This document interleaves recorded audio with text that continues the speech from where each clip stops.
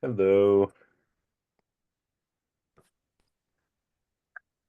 Good afternoon from chilly Washington, D.C. It is, um, I think one of the coldest winters in my almost 20 years of being in Washington. It feels like more akin to Rhode Island where I grew up, and where it's not going to let up. Um, so folks are sort of trickling in. We are recording this. I know there was a lot of this sort of snuck up on us this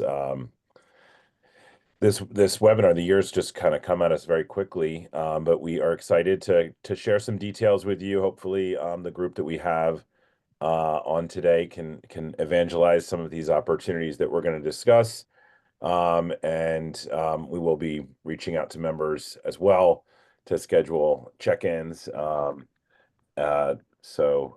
Excited for folks to be here. Um, I'm Ted Wells. I'm president of STEMconnector. If you don't know me, I know most of you, I think, but I've been with the organization since we started in 2011. Our goal at STEMconnector really has, and Million Women Mentors, is to find opportunities for sustainable and impactful employer support of STEM education and workforce development. Um, that basically can be summarized as we want industry to come to the table and stay there. And so our network of stakeholders includes people from higher institutions of higher education, um, post nonprofit organizations that either have scalable programs or regional support centers, and also, of course, employers and government agencies. Um, so we can go to the next slide, or just go to the third slide if you don't mind. Skip through my old picture. So today we're going to just walk you through. We shouldn't be on super more than half hour in programming, and then we'll give opportunity for you to ask questions. We'll start off just reviewing a little bit of some of the things we did in 2024, and looking at some of the opportunities for engagement in 2025. And then talk through some of the opportunities we have with grants. So it was a program that we launched last year, and I think have sort of made some tweaks this year. We're really looking at federal grants, but also other potentially statewide level grants, and opportunities for our members to partner. Um, Finally, we'll have a Q&A, and then we'll wrap things up. Next slide. So 2024 was a big year. We hosted two innovation labs, one in Dallas, that was focused on women in STEM. We had a great site visit to the UT Southwestern facility, which is, for those of you who are not from the Dallas area, or know, it was just a massive medical research complex, probably rivaling the size of some of the biggest ones in the United States, if not the world. Additionally, we visited biolabs facility, which is a regional incubator, and had some great discussions at the Pegasus Park facility, where Lida Hill Philanthropies has created an incubation space. We also hosted an innovation lab in Chicago, where we visited a tech incubator called Tech Nexus. We visited one of the leading college preparatory schools in the Chicago public school system in the south side of Chicago.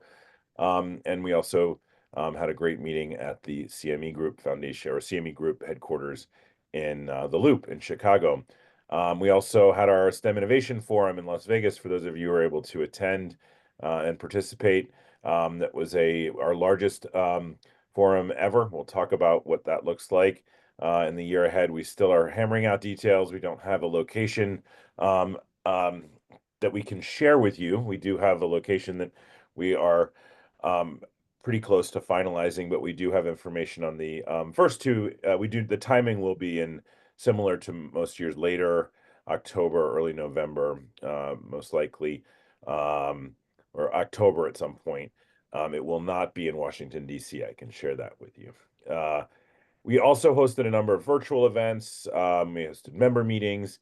So we've got a lot of great things to look back on in the past year, and a lot of work to do in this year. A big vision for this year and ahead. So to the next slide. just I shared some of this, in the sort of what I'm seeing in the STEM world is some of the big shape sort of forces that are shaping STEM.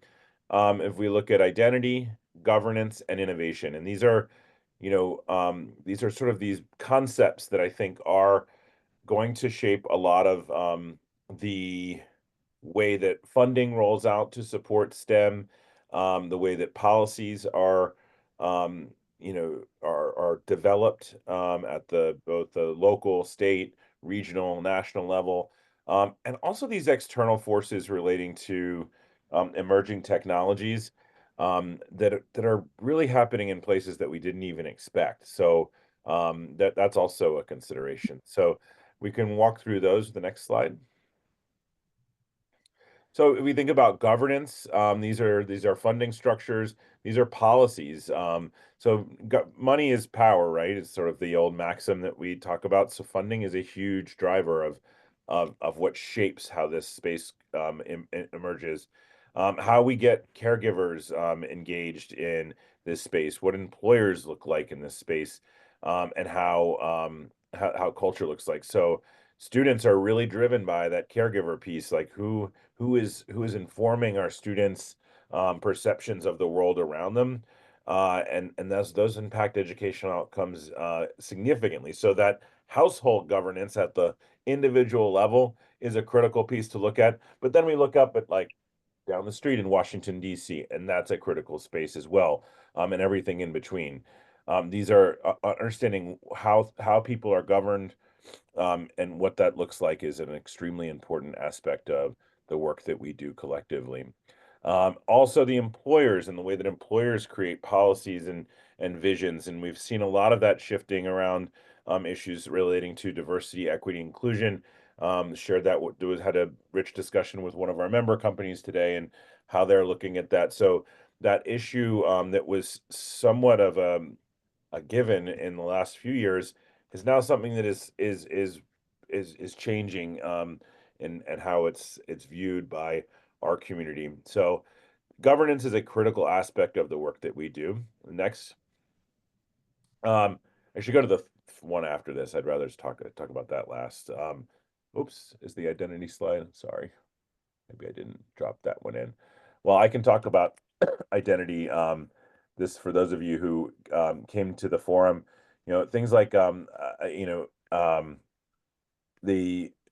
sort of how people um, feel in some of these spaces that where they are not represented is a huge part of how people whether people's success occurs or not. Additionally, understanding what a career path in a STEM role and say a technical role looks like, and then also helping folks who are in that policy or in that governance space understand what the business case is for being creating equitable pathways.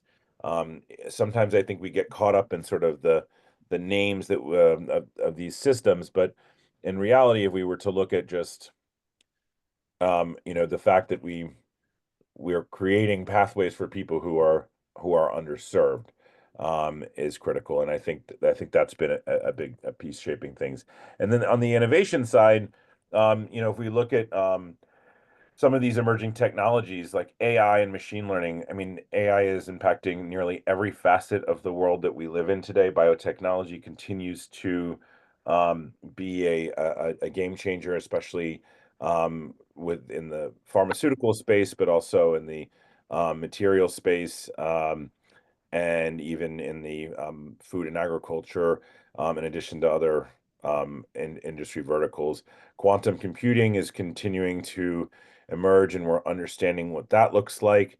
The 5G and next gen connectivity continues to make strides in terms of ability of people to access. Also, we now have satellite connectivity that is even increasing access. We have blockchain and decentralized, and that's not just in the cryptocurrency space, but it's also just really the ability to store things out in the blockchain and to enable people to keep their records for themselves and not in an institution. And so we are going to be looking at what, as we prepare students for the future, what is that work going to look like? What are these jobs going to look like? And that is a really hard thing for us to do as a community. And that is why one of the things is um, we're going to see jobs go away, and we're also seeing jobs created. And it, I think, is a really, anybody who says they know what they are going to be, which ones are going to go away, we might have some general idea, but the reality is we still are trying to figure that out. So I think all these three forces are things that we are going to be looking at in STEM Connector through a variety of the resources that we have available to us. So that's what that's the landscape that's shaping the work that we're doing. Next slide. As we look at just a few trends too that are going to be impacting the workforce, the defense spending continues, Ukraine and Israel, even though we're hopefully seeing some reduction in these conflicts. We also have a complete overhaul of the United States defense nuclear arsenal, from the submarine fleet to weapons, et cetera, which is going to be driving a significant amount of folks back into that workforce, which has not been drawing as many folks in the last few decades as it did during the Cold War. We, of course, have our housing shortage, which continues to be exacerbated by natural disasters, and uh, so that's going to be a place where we need folks. We have artificial intelligence that's being built out through um, data centers, and these data centers require people to go out and build them and maintain them. So these forces, are going to drive people into technical career pathways in ways that I think are going to be somewhat. And in addition to that, if we look at um, things like the Chips and Science Act, and we look at the infrastructure bill, and we look at the Inflation Reduction Act, we are going to have a need for folks in the skilled trades space, which are STEM fields, but this is a space that is also driving, I think, the way that we look at this landscape. Um, and then if we go to the next slide, just some examples of things that are in some of these spaces. It's, the artificial intelligence is creating Gen AI. It's going to have impact on what we do in the classroom, how teachers develop curriculum, how students engage with learning. If you've ever used Notebook LM, you can take a big PDF report and turn it into a podcast. Uh, if you are also, and what is this going to mean, like, in terms of how people synthesize and manage information, just even in sort of in the side of work that we're in. We're, as I said, with biotechnology continues to be a space that we're looking at. And while I know folks are anxious about what might happen in the incoming administration around green energy, I don't think that I'm fairly bullish. I think that there will be continued expansion of this. So this is sort of the landscape that we're in as we go into the year. So if I zoom into what we do at STEM Connector on the next slide, our goals for the year, I think as I look back on last year's webinar, I sort of had similar goals. Maintaining a commons for STEM leaders from industry, education, policy, and nonprofit organizations to interact productively. We will do that on a variety of different, what facets and types of engagement, um, including these high quality experiences, both virtual and in person, that enable deeper connections between participants and new insights into salient issues. And then finally, we want to work with you individually to understand your objectives and help support those. Whether that, if you are a nonprofit organization, that might be identifying some potential funders for your programming. If you are a large corporation who's trying to run a complex set of programs through either corporate social responsibility or other types of outreach, we are also here to help you identify those partners and also identify folks who might be doing similar work to either help amplify or inform your practice. So those are our goals. Next.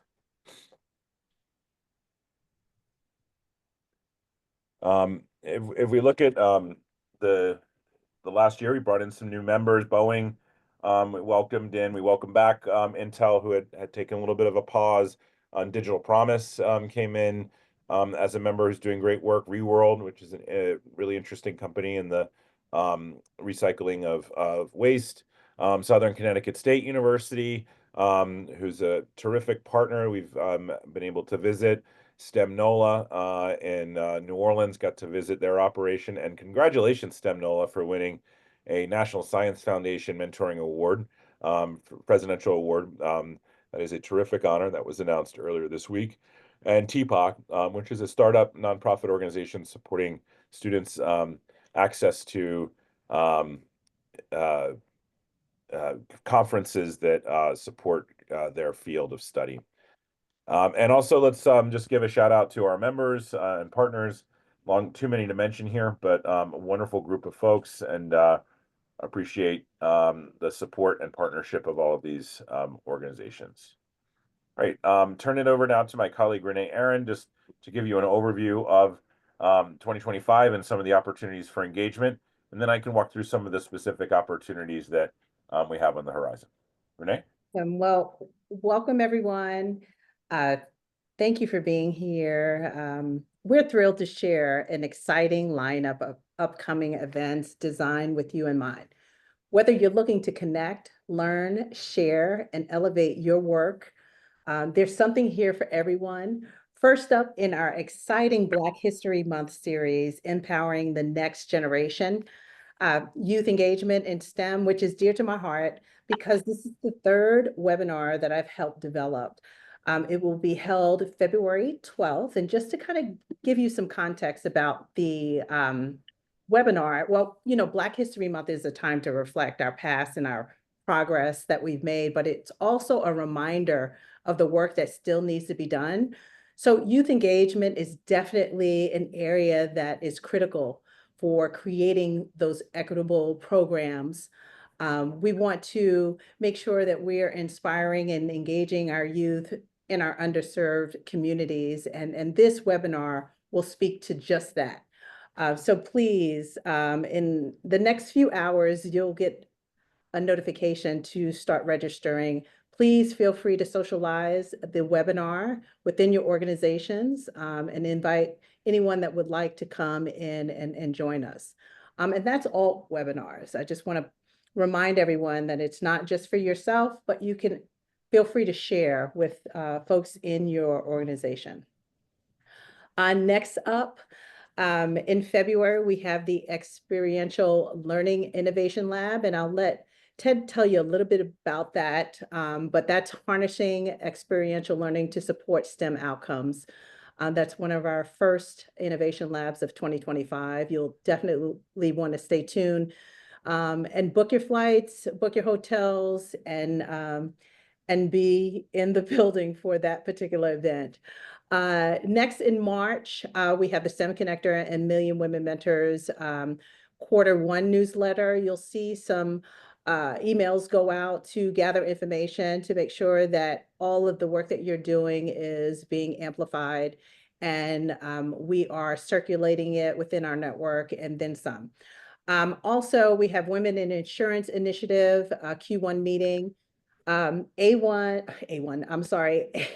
AI is big, just like Ted mentioned earlier. I think this is the first year that we've developed a webinar series, and the title of that particular webinar is called Exploring the Role of AI in Education and the Workplace. This is definitely a webinar that is coming out, and you don't want to miss this one as well in the month of March. And then also, just to touch on, and we're just kind of going to fast forward to May, we have our second innovation lab scheduled for, it's May 6th and 7th, connecting and hosted by Project Lead the Way in Indianapolis. So I just wanted to put that out there and make sure that you're completely aware of some of the great programs, activities, events, and things of that nature. And just wanted to just kind of remind people the power of the innovation labs that I mentioned. They're smaller convenings that are equally important to attend throughout the year. I know a lot of times we like to wait and attend the big forum. However, these are the smaller convenings, and this opportunity is to have a seat at the table, to be heard, seen, and share best practices in more of a smaller setting, but definitely interactive, and you're getting that punch that you expect throughout the year. So stay tuned as we roll out more details. Ted will probably provide a little bit more context about the specifics around the labs, but for now, mark your calendars and get ready for a season of meaningful gatherings. Awesome. Thanks so much, Renee. You're welcome. And let's go to the next slide, Kylie, on for FIU. This one is coming on us quickly. We are actually hopping on a call with our friends at FIU. Um, Miami is a nice place to go. And FIU is just simply a remarkable university that, in many ways, we were seeing this across the country where the demand for post-secondary education has just really created sort of new research institutions, and also not just post-secondary institution, but as I said, research institutions to provide um, opportunities for innovation and at the very local level, but also at the global level, which is really interesting. FIU is located pretty conveniently to Miami International Airport. And we have secured a hotel block that is you will be receiving momentarily nearby, i.e., um, that we're in the phases of there's a lot going on then that ends with the South Beach Wine and Food Festival. Um, Not that anybody would ever try to go to Miami and not do work, but there is also opportunities for exploration and engagement with some of the FIU resources. They have a wind simulator for hurricanes that's been funded through the National Science Foundation that we intend to visit. There will be some other groups on campus where we see some synergies with our network. And additionally, we are also looking at a potential site visit with FIU researchers to the Florida Everglades, which of course are right in their backyard, and they the primary source of drinking water for Miami-Dade and Broward counties, and a very delicate ecosystem with alligators and emus and all kinds of things. So that will be interesting. In addition, the topic that we're going to look at is experiential learning. So really, experiential learning is a pretty vast field. Work-based learning falls under the umbrella of experiential learning, and we are looking at career explorations, but also experiences that build character and build employability skills as also important, and also build cultural competencies, intercultural competencies, which are increasingly an important aspect of success in the workplace. So that one is going to be, we're moving quickly on that one. The next one is going to be in Indianapolis, as Renee mentioned. You can see we're working with, I think Martha's on it. I think Glade maybe is too from, yes, Martha and Glade are on from Project Lead the Way. And we are going to have a focus on geographical approaches to STEM education workforce development. So we're sort of looking at I think right now this is subnational approaches to this are not only important because of the sort of the political winds in the air, but also just because a lot of funding has gone out over the last few years, and it's sitting in local institutions, and that's where a lot of the focus needs to be to make sure that those resources are being put into um, programming and leverage to really meet the needs of the community. So we are going to be looking at that as a theme, and I'm excited. We've been working. We are going to meet actually tomorrow, I think, Project Lead the Way folks, right? To start sort of kicking off the planning for that. So um, I believe that's actually the 6th and 7th, though. Believe, right? Sorry about that. Um, the 6th and 7th, and we'll end on the 7th. That will be in partners. The Infosys Crossroads conference will be right after that. So stay tuned for a save the date. We also have webinars, as Renee mentioned. Just remember, our webinars are open to the public. They are not like this. They are not meetings. They will just be opportunities for folks to um, ask questions and really a great place to share work. If you have an idea, if you'd like to share on some of the webinars that we have, please contact Renee or myself and let us know, and we'll do our best to figure out how to fit your work in that. STEM Connector, if anything, is a platform to share your work to a broad audience, not only of members, but also through our webinars to an external group of stakeholders. As Renee mentioned, we have the Empowering the Next Generation Youth Engagement in STEM, looking at Black History, celebrating Black History Month. Um, we also have our International Women's Day webinar coming up with, since International Women's Day is on a Saturday this year, we'll do it on Friday. And we are working with a partner. We will have more to share. Um, as I said, a lot of us have been trying to get a lot of things moving this year, and this is one of those. We have a meeting tomorrow to discuss this AI webinar, so stay tuned. And next. And finally, the STEM Innovation Forum. For those of you who came to Vegas last year, we loved seeing you. And I think we continued to kind of adjust the format so that people could, as many people, if you really wanted to have an opportunity to speak about your work, we had the breakout sessions. We call them learning sessions. And we also had a poster session this year. And we were able to incorporate some site visits at UNLV as well into the visit. I think we're going to have a great a great venue this year, a great city. We are as Well, if I will give a hint, we are, as I said, we are looking at that regional, that subnational approach to supporting STEM education and how to operate at that level. And one reason, because also STEMx is our partner from Battelle in that endeavor, and a lot of their members are focused on that work, as a lot of our members are too. So, even if you're a national corporation, you still have a community where you're going to invest, and so that's what we're trying to work on.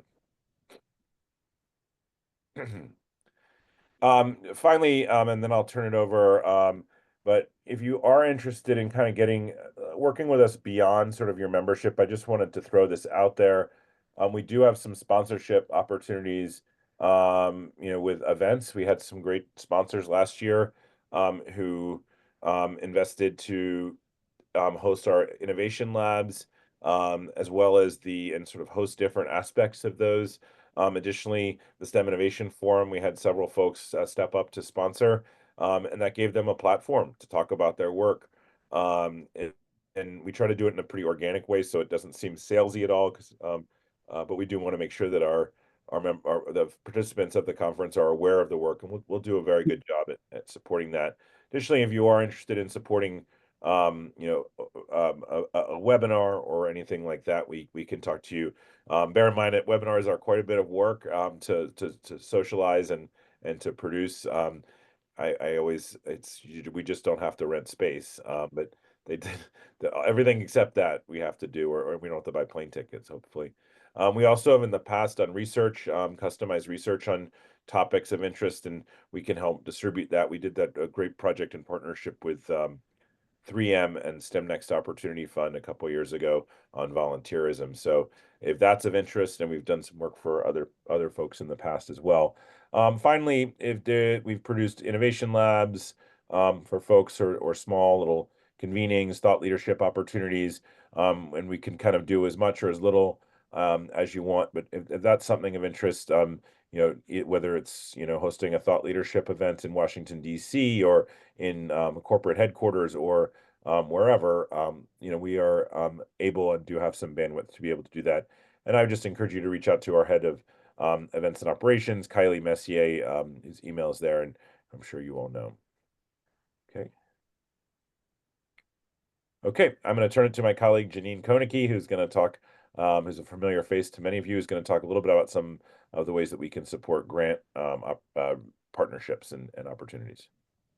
Great. Thank you, Ted. Yeah, so as Ted mentioned, we did start sort of a grant support department a couple of years ago, and we've had some early successes with that, and we're continuing to learn and grow what works best for our members, what works best for us. So I'm going to go over on this next slide sort of what the goal and the purpose of that this department is. So, because grant support can mean a lot of things to a lot of people, we thought we'd like to clarify a little bit of what it is we do. What we try and do is we try and surface relevant grant opportunities for members. So, if any of you subscribe to grants.gov like I do, you get daily lists of things that are coming out. So there's things coming out. It can be very overwhelming. We try and do that search for you, kind of try and gather which things are relevant, which things are about education, STEM education, workforce development. I have a lot of different search words I use to try and to surface those. And what we want to do in 2025 is make a commitment to communicating those grant opportunities out to the member base. So we're going to be exploring the best way to do that. We think that probably just being able to send a, hey, did you know, kind of email out to everybody, or divide them by type, so maybe industry versus nonprofit versus education. We're going to work through that. Anybody who has ideas about that, please reach out to me or Ted and let us know your thoughts on that. So those are really two primary things we do. I surface them, communicate them. We can help you identify potential partners for collaboration. Increasingly, federal funding is looking for collaborations and ecosystems that implement things in a regional or national basis. So we can help you identify who those collaborators might be, including STEMconnector. And oftentimes we need industry partners that are going to be willing to participate with us, provide mentorships, provide apprenticeship opportunities, all of those type of things.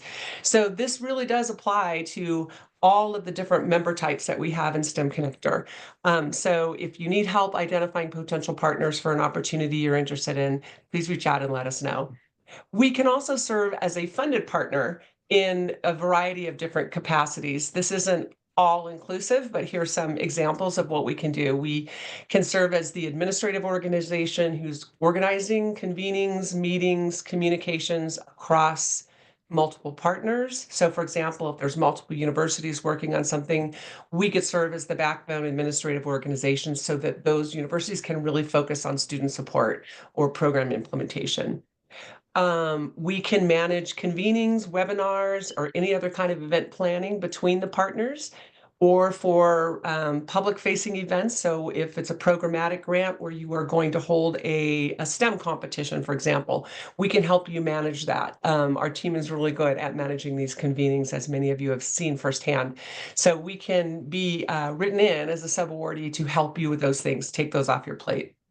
Conferences, conference grants around different topics. We can support that and have submitted conference grants and are preparing one right now. So very familiar with that. Just general thought leadership and strategic planning. If you need, Ted and the team to kind of help you organize not only the convenings, but what are the topics going to be? Who are the panelists going to be? What is it that we're really trying to unearth in these research projects? We can provide that. And finally, we can and do use our pod platform technology for a couple of different grants right now around mentoring, as well as job placement functions, and as well as helping students identify certification programs or micro-credential programs that are in their area and can lead them to fulfilling particular skills requirements that they might need for a job. So that's an example of the type of things we can do. And then on the next slide, kind of how we've put some of that into practice. These are real world projects we're working on either now or have applied for. This is also not completely inclusive of everything we can do. So if you have ideas, please reach out to us and let us know, and we can talk that with you. So the pod technology platform that I mentioned, we are sub-awardee on 2 different NSF higher education grants. And these two grants between them affect 7 universities, and they use the technology platform that many of you have seen to keep those students connected to one another, even though they're in different states, to connect them to mentors, including peer mentors. The students sometimes mentor each other, as well as communicate with one another. And I think for any of you who are in Las Vegas, we had an entire group of students that are in one of these projects from the Wizen group come and participate. So hopefully some of you had a chance to interact with some of those amazing young students. But that's an example of, that grant funding not only allows the pod technology platform to keep them connected, but the universities were able to come up with grant funding to have these, I think it was 25 students, come and participate and really experience interacting with industry and being in a professional setting. We've also recently submitted Advancing Informal STEM Learning, or ASOL Partnership Development Planning Grant. And that is around it's working with a couple of different ecosystems and networks and museums to help develop an actionable strategic plan which supports and grows more intergenerational informal STEM learning. So outside of the school setting, with family members, with parents, with helping families really know and understand the importance of all of the STEM career opportunities that their young students have in front of them. And that's a way that we were able to involve multiple member organizations. So we're serving as a lead, but we had multiple organizations join us in that. And the goal is to spend 18 months to develop this plan and then apply again for a larger grant with more members and more informal STEM practitioners to actually implement programming after that planning grant is done. And then finally, there's 2 experiential excellent grants, experiential learning for emerging and novel technologies, that are due in February that we've already started working on with 2 different university member partners. And if you, anybody on this call is interested in learning more about that or interested in potentially partnering with us on that, please reach out to Ted or I sooner than later, because it's due in about 6 weeks.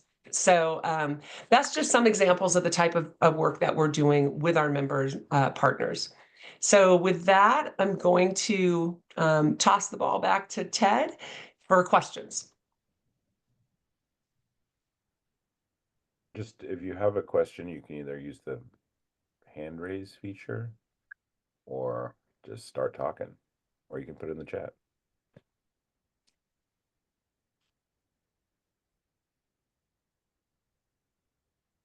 Any questions?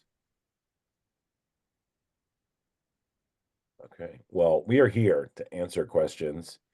And a couple of things that, we sort of didn't mention, our Million Women Mentors state level networks continue to operate. We are, supporting that work in as much as we can. Some of our networks are more active than others. It is, an area of focus for us on the Women in Insurance Initiative. So we mentioned earlier, we had our kickoff meeting for Women in Insurance yesterday. So stay tuned for more information on that. Additionally, a couple areas that we're looking into for the year, just to throw this raise of visibility, is looking at potentially some policy asks that we could put in front of the incoming administration around deepening industry and employer engagement in support of STEM education and workforce.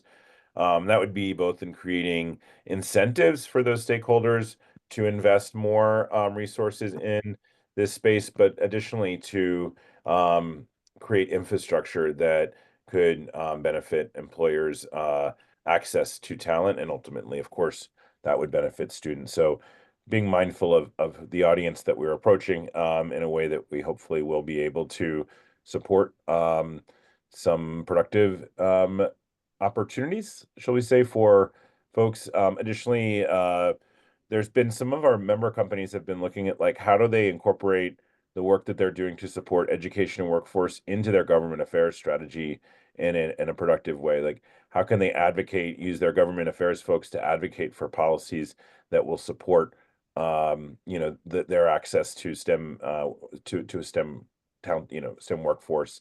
So stay tuned for some of that. We have some companies that are interested in maybe bringing together stakeholders. So there's a lot of things happening that are we just aren't really quite prepared to share with you, but at this particular moment. But we will try to update you again. Probably put a Q2 or end of Q1 kind of meeting similar to this on the books soon.